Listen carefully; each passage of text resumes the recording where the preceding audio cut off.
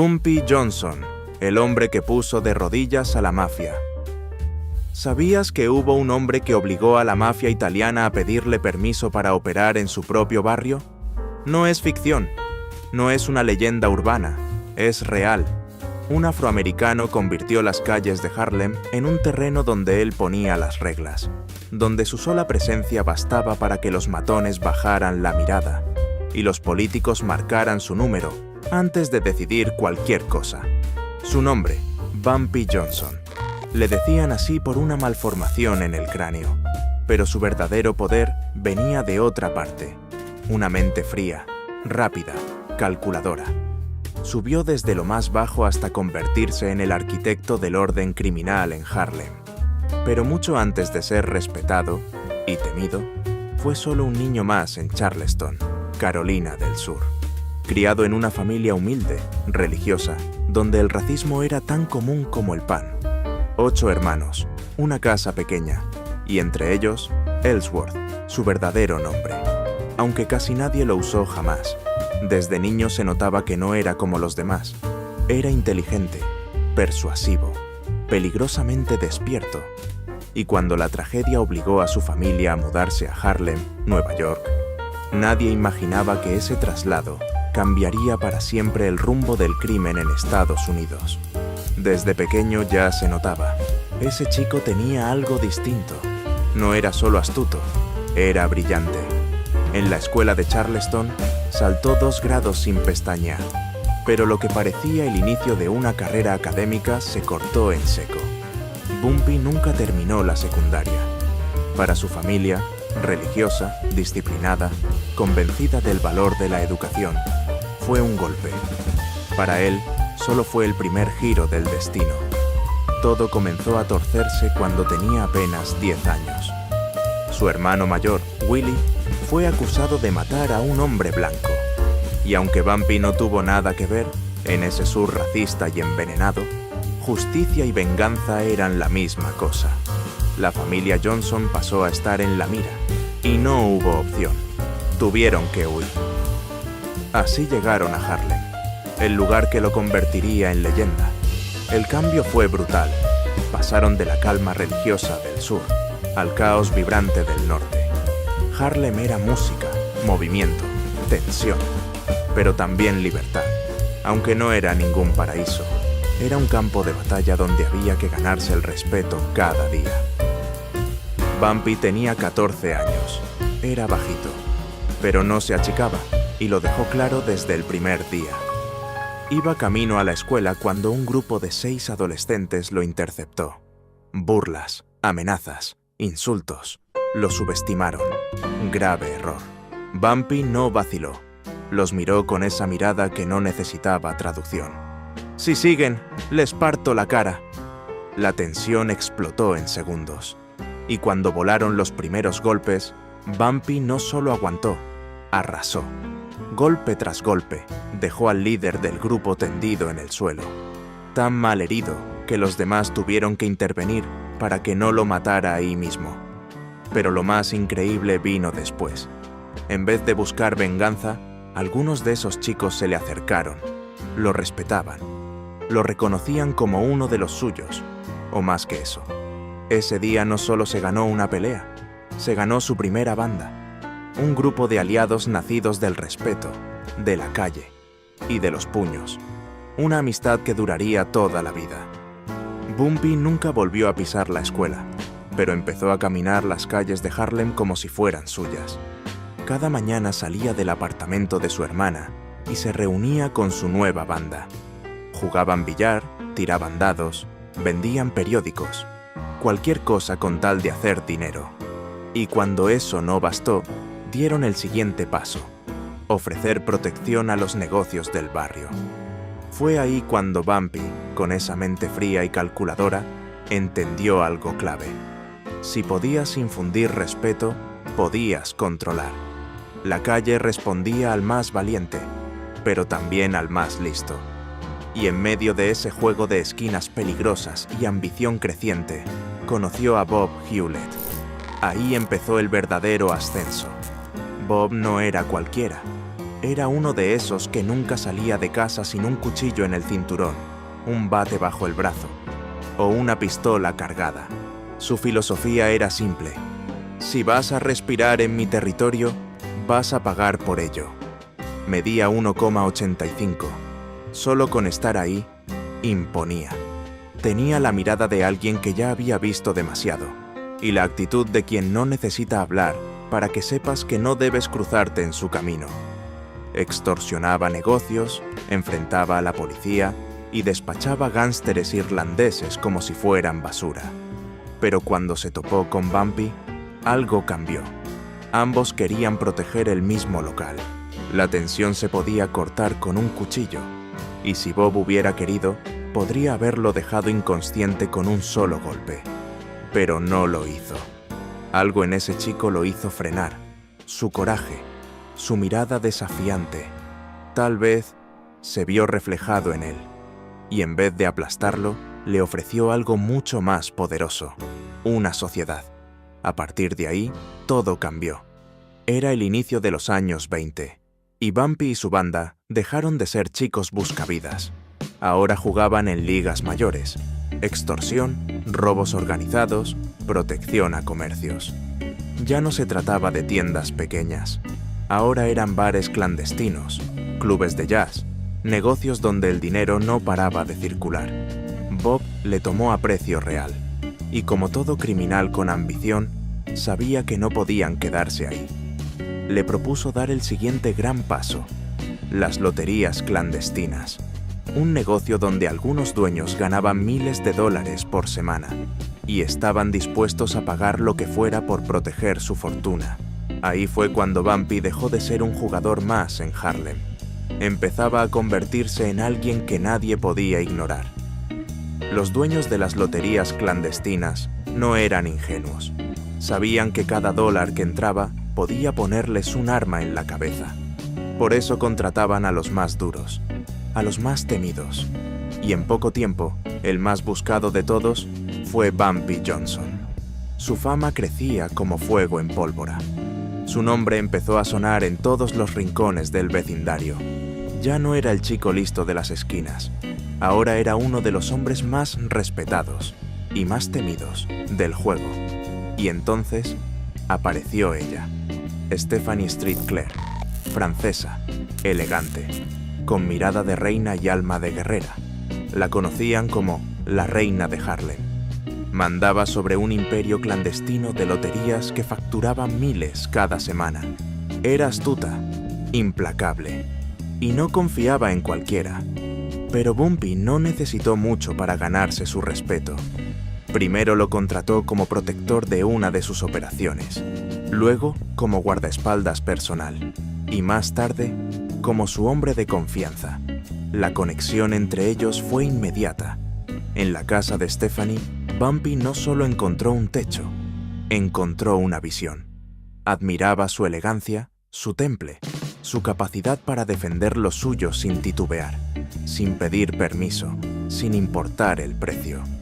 Y en un mundo donde el dinero fluía como vino, las amenazas no tardan en aparecer, porque donde hay billetes, llega la mafia, y con ella llegó Dutch Schultz, un gángster sin escrúpulos, con conexiones directas a las 5 familias de Nueva York.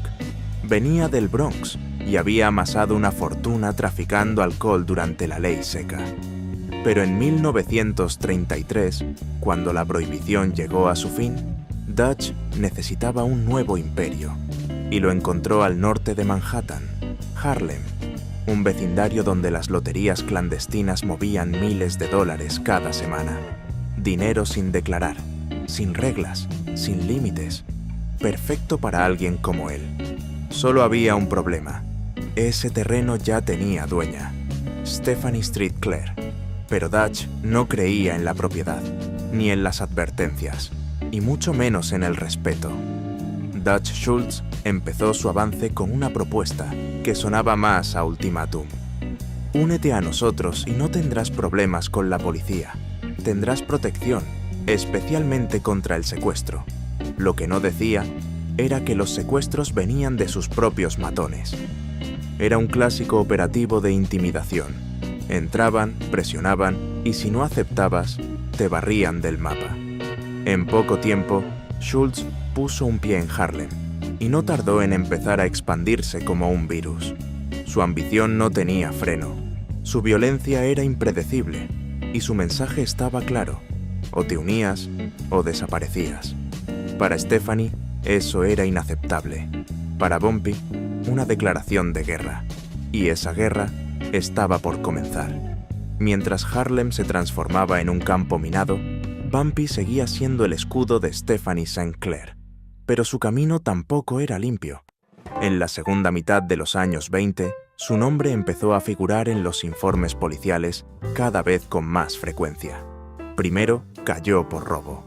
Lo condenaron a 10 años, pero salió después de cumplir solo 2. Poco después lo atraparon de nuevo, esta vez por agresión. 2 años más en prisión. Y todo eso antes de cumplir los 30. Pero fue al salir, a finales de 1931, cuando todo cambió. Durante su ausencia, la reina de Harlem resistió como pudo. Dutch Schultz seguía ganando terreno, y ahora tenía de su lado a alguien inesperado, Bob Hewlett. Sí, el mismo que fue su socio, su mentor, su hermano de la calle. Ahora era parte del enemigo. Bob apareció en la casa de Stephanie con una oferta que no era oferta. Únete a Schultz o desaparece. Stephanie lo echó furiosa, pero sabía lo que eso significaba. Los ataques se intensificaron, tiroteos desde autos, golpes a plena luz del día, amenazas a cualquiera que se atreviera a seguir trabajando con ella. Muchos le fueron leales, otros no pudieron soportar la presión.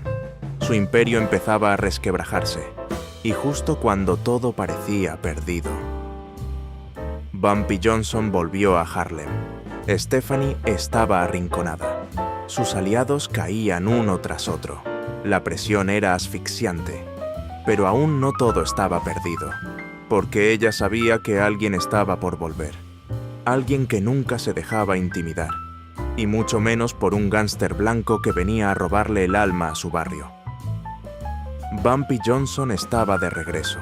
Solo habían pasado 2 días desde que salió de prisión, cuando lo vio. Bob Hewlett, sentado en un bar de Harlem, con una copa en la mano, el mismo que años atrás lo había impulsado. Ahora era la cara visible del enemigo. Y en ese momento, sin necesidad de hablar, Bumpy tuvo que decidir: unirse al imperio bien financiado de Dutch Schultz, donde sobraban armas, hombres y dinero, o quedarse del lado de Stephanie Street, Clair, sola, acorralada, pero de pie. La respuesta no necesitó palabras. Bumpy no traicionaba, y mucho menos se inclinaba ante alguien que intentara someter a su gente. Harlem no se vendía. Se reunió con la reina. Analizaron la situación. Estaban en clara desventaja. Schultz lo tenía todo, menos algo que no se compra: lealtad. La primera misión fue clara: conseguir armas. La guerra por Harlem estaba por estallar, y Bumpy iba a dar el primer golpe. Él era el cerebro, el que pensaba cada paso como si fuera una partida de ajedrez. A su lado, su viejo amigo Nat, encargado de los ajustes de cuentas. Juntos formaban un dúo letal, respaldado por un grupo pequeño, pero leal hasta los huesos. Schultz tenía más hombres, más armas, más dinero. Bumpy tenía estrategia. Eligieron el único camino con posibilidades reales: guerra de guerrillas, golpes rápidos, precisos, inesperados. Y funcionaba. Mientras los hombres de Schultz eran torpes, ruidosos y brutales, los de Bumpy se mezclaban con la multitud. Eran de Harlem. Conocían cada callejón, cada rincón, y eso les daba una ventaja letal. Pero no todos los enemigos eran iguales. Había uno, con nombre y pasado: Bob Hewlett. Ahí no había táctica, era personal. Traición, orgullo, cuentas pendientes. Se enfrentaron varias veces. Choques violentos, sin vencedor claro. La tensión crecía en cada encuentro, hasta que, en abril de 1933, la rivalidad quedó en pausa. Bob fue arrestado por un caso ajeno a la guerra de Harlem y condenado a prisión. Sin él al mando, su grupo se vino abajo. Muchos desertaron, pero no todos. Uno se mantuvo firme: Ulysses Rollins, el nuevo hombre fuerte de Schultz en Harlem, y no venía a negociar. Venía a terminar lo que su antecesor no pudo. Su único objetivo era claro: acabar con Bumpy Johnson. Pero Bumpy no era ingenuo. Sabía que el verdadero rival no era Rollins, era Schultz. Y Schultz no era fácil. Violento, sí, pero escurridizo. Casi nunca pisaba Harlem. Siempre rodeado de guardaespaldas, blindado como si supiera que alguien, en cualquier momento, iba a intentar borrarlo del mapa. Eso frustraba a Bumpy. Pelear contra un fantasma no era su estilo, pero tenía otra jugada. Y era grande. Sabía que había un hombre que podía cambiar el equilibrio de poder en Nueva York: Charles Lucky, Luciano, el jefe de todos, el cerebro que reestructuró la mafia desde adentro, y alguien que, además, conocía personalmente a Schultz. A fines de 1934, Bumpy movió ficha y lo contactó directamente. La reunión fue tensa, pero cordial. Luciano lo escuchó con atención.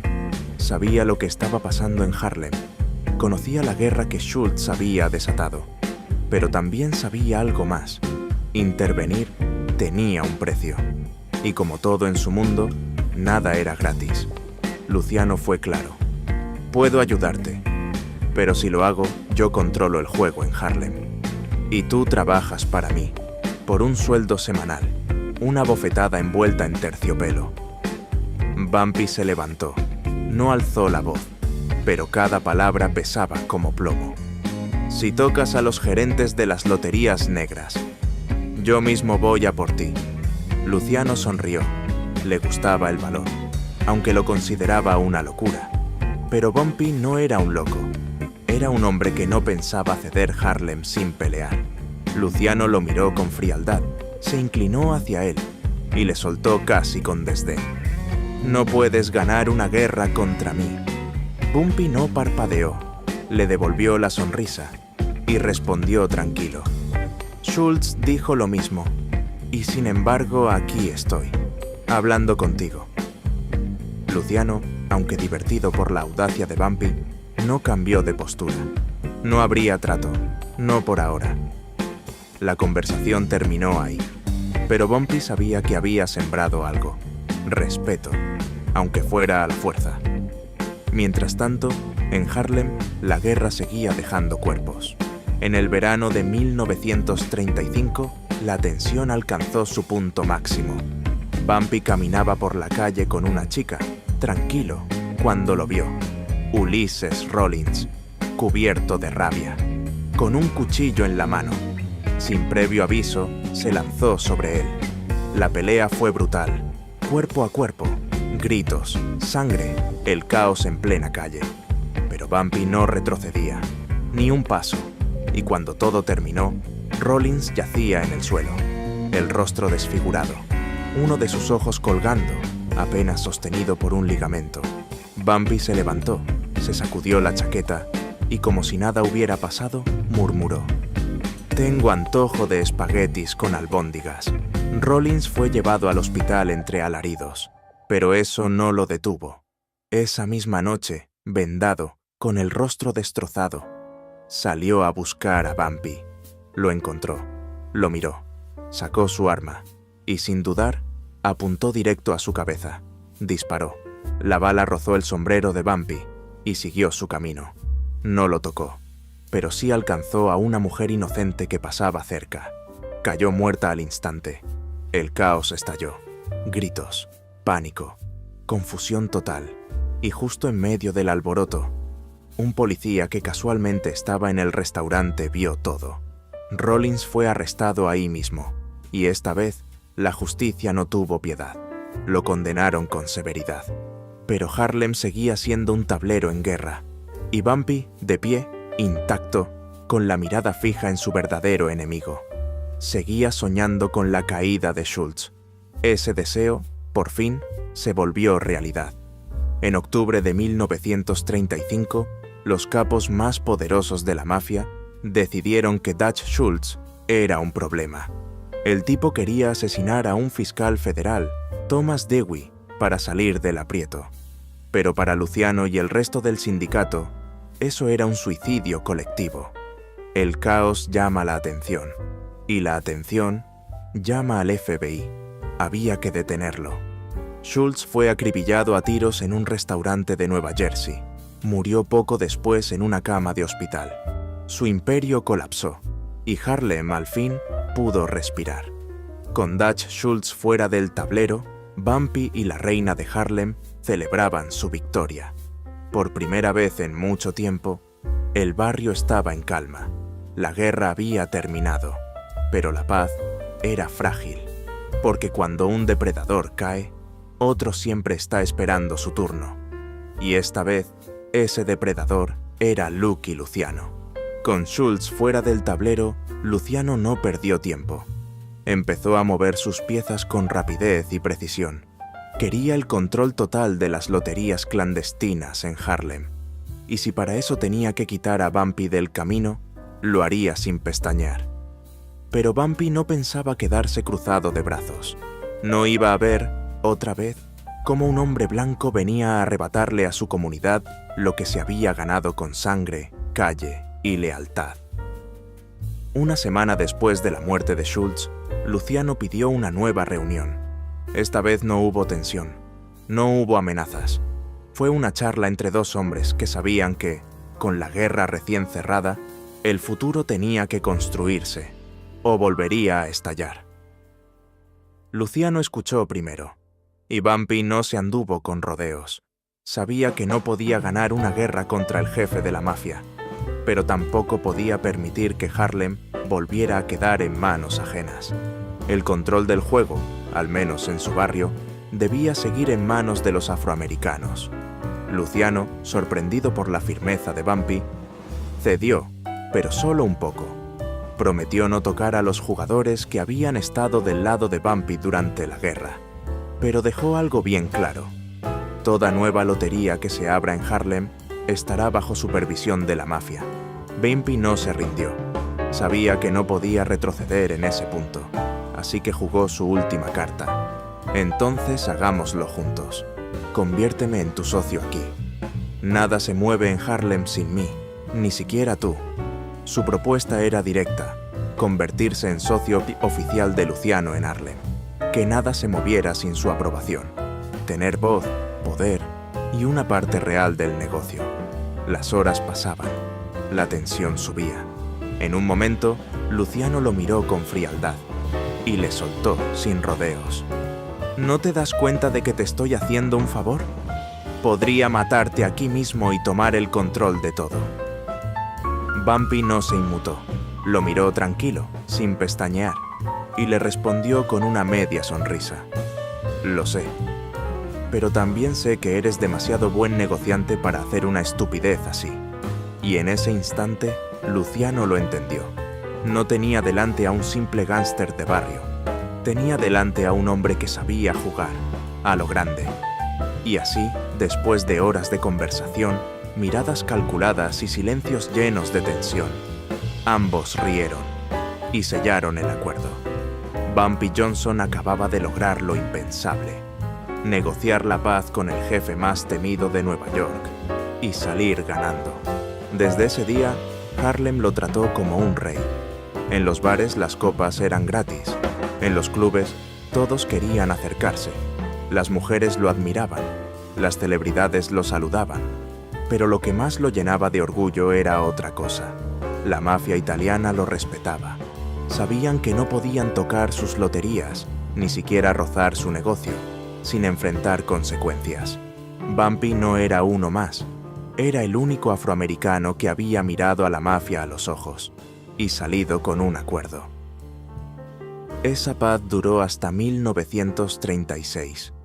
Ese año, Luciano fue arrestado por proxenetismo, y con su caída se abrió un nuevo capítulo, uno más oscuro. Un año después, Bumpy también cayó, esta vez por defender a una de las mujeres bajo su protección, Lo acusaron de agresión criminal y lo sentenciaron a 10 años en Dannemora, una prisión dura, helada, y curiosamente, el mismo lugar donde estaba recluido Lucky Luciano. Se rumorea que, en algún momento dentro de Dannemora, Bumpy salvó la vida de Luciano. Enfrentó a un hombre que intentó apuñalarlo en el patio, y como agradecimiento, Lucky se aseguró de que, durante todo su encierro, Bumpy tuviera comida italiana de primera. Pasaron los años, 10 exactos. En 1947, Bumpy salió de prisión y regresó a Harlem. Pero el barrio que encontró no era el mismo que había dejado. Algo había cambiado. Todo se sentía más controlado, más ajeno. Y cuando expresó su intención de abrir una nueva lotería, las advertencias no tardaron en llegar. Los italianos lo controlan todo ahora. Es posible que ni siquiera te dejen abrir una. Pero Bumpy no se dejaba intimidar por rumores. Jamás. Pidió una reunión con Joe Adonis, el jefe interino que ahora manejaba los asuntos de Luciano. Adonis lo recibió con regalos, sonrisas y un discurso adornado. Pero detrás de todo ese teatro, el mensaje era claro. Ya no eres el rey de Harlem. Tu trato con la mafia terminó. Bumpy lo escuchó, sonrió con frialdad y se levantó con sus hombres. Antes de marcharse, lo miró y le dijo: firme, hazle saber a nuestro amigo en común lo que está pasando y que no estoy contento con la situación. Dile también que fue un placer haberlo ayudado durante nuestra ausencia común. La guerra no había vuelto, pero la tensión estaba servida. Y Bumpy, una vez más, estaba listo para reclamar lo que era suyo. Un tiempo después, Adonis, aún entre molesto y desconcertado, le preguntó: ¿por qué no me contaste lo que hiciste por nuestro amigo? Bumpy, como siempre, directo. No era asunto mío decirlo. Aquello cambió el tono de la relación. La tensión se desinfló. Y Harlem, una vez más, volvió a tener un rey. Bumpy recuperó su posición. La mafia respetó su espacio. Pudo abrir su propia lotería en la calle que él eligió. Y el dinero volvió a correr. Como antes, como siempre. Su reputación creció, el respeto también. Todo iba bien. Hasta que apareció Flash Walker. Era diciembre de 1948. Flash era joven, huérfano, sin un centavo. Apenas 19 años y un carisma que desarmaba. Lo presentó un conocido de Bumpy, describiéndolo como alguien que solo necesitaba una oportunidad. Esa noche, por pura compasión, Bumpy lo contrató para ayudar a su esposa con tareas domésticas. Lo que empezó como un simple favor se convirtió en cercanía. Flash tenía algo, una forma de hablar, de moverse, de colarse en la confianza de los demás, y Bumpy lo empezó a apreciar, incluso demasiado. Tanto que sus propias hijas comenzaron a sentir celos. La relación creció rápido, demasiado rápido. En poco tiempo, Flash ya estaba trabajando en una de las loterías. Era brillante para convencer a la gente de apostar más de lo que podían, y se convirtió en el empleado más rentable del negocio. Con el éxito, vino la confianza. Bumpy empezó a llevar a Flash a reuniones, incluso a encuentros con los italianos. Flash ya no era un empleado, era parte del círculo. Pero en 1949, todo cambió. Flash conoció a un proxeneta que le ofreció un negocio fácil: cobrar cheques robados sin hacer preguntas y sin pasar por el banco. Rápido, silencioso, rentable. Y Flash aceptó. Para él era solo una forma de ganar dinero extra. Un ingreso por fuera. Nada serio. Al menos eso creía. Hasta que cometió el error imperdonable. Cobró los cheques usando la cuenta personal de Bumpy Johnson. 4 meses después, el teléfono sonó. Era el banco. Algo no cuadraba con los movimientos. Le pedían que se presentara de inmediato. Y cuando llegó, se enteró del fraude. Pudo resolverlo a tiempo, con dinero, con contactos, con presión. Pero ya era tarde. El daño estaba hecho. No en los papeles, en la confianza, en lo personal. Volvió a casa furioso. Caminaba como una bestia enjaulada, porque no era solo una traición financiera, era una amenaza directa a su nombre, a su respeto, a su seguridad. Y entonces, una de sus hijas se le acercó. Le dijo que Flash le había tocado el trasero, y que no era la única. La otra hija también, y no era la primera vez. Las palabras no habían terminado de salir de sus bocas, cuando Bumpy ya estaba en la calle, subido a su Cadillac. No dijo una palabra, lo vio. Bajó del coche, se acercó y le cruzó un puñetazo directo a la cara. Flash no tuvo tiempo de reaccionar. Lo siguiente fue el cuerpo de Bumpy encima, golpeándolo, gritándole, llamándolo de todas las formas posibles. La furia era total. Días después, Bumpy habló del tema con sus viejos amigos, y todos coincidieron en lo mismo.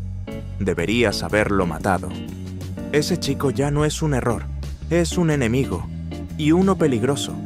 Pero Bumpy, por alguna razón, no dio el paso final. Tal vez por compasión, tal vez por nostalgia. Lo que no sabía era que esa decisión lo iba a perseguir para siempre. Hizo lo que pocos harían en su mundo. Dejó con vida al que lo traicionó. Ignoró los consejos de sus hombres. Quizás, en el fondo, todavía sentía algo por Flash. Quizás creyó que con una paliza bastaba. Pero se equivocó, gravemente. Flash Walker no solo no se fue, planeaba su venganza. Y lo hizo de la forma más sucia y cobarde posible. Esconder un paquete de heroína en casa de Bumpy y luego llamar a la policía para incriminarlo. Una jugada vil, con una sola intención: destruirlo. Cuando Bumpy y sus hombres se enteraron del plan, convocaron una reunión de emergencia. No había tiempo que perder. Salieron a buscarlo, pero llegaron tarde. Esa misma noche, Bumpy fue arrestado. 2 agentes antidrogas llegaron a su casa. Lo esposaron. Lo llevaron directo a la oficina de narcóticos, y ahí lo supo todo. Flash lo había denunciado. Dijo que trabajaba para él, vendiendo drogas. La acusación no tenía sentido. Nadie, ni siquiera los propios agentes, podía imaginar a Bumpy Johnson traficando heroína. Jamás se le había vinculado con ese negocio. Pero esta vez no importaba lo que era, importaba lo que convenía. Los federales intervinieron.